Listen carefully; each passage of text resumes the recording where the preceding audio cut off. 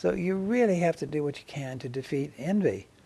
And the best way to do that is to promote the pursuit of happiness. Take two sisters from Kansas who come to Washington in Truman's time, and from Missouri in Truman's time, and they Sarah and Elizabeth, and they're depression children. So Sarah hates to spend. She always likes to have savings set aside. She's neat and always nicely dressed and everything, but she doesn't like to spend very much on clothing. Neither one has children. And her sister Elizabeth is just a wild one. And she dresses the best, everything is the best. And she goes to the best restaurants. She saves nothing. And she goes on trips around the world as often as she can. And Sarah worries for her, said, Elizabeth, you don't save a penny. What are you going to do when you hit old age? And Elizabeth comes back, Sarah, you drive me crazy.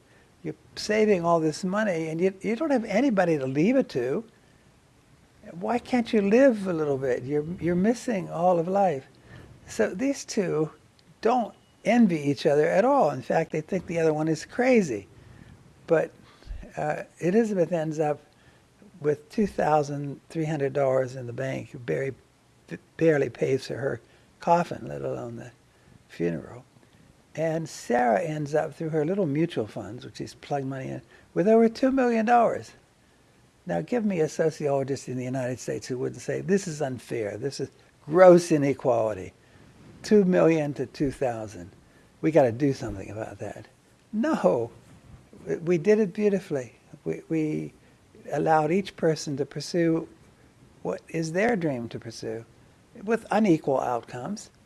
This kid goes and plays banjo in New Hampshire, and he's perfectly happy. And this kid's working 16 hours a day at General Motors, and perfectly competent and pleased with all he's accomplished. And, it's like that.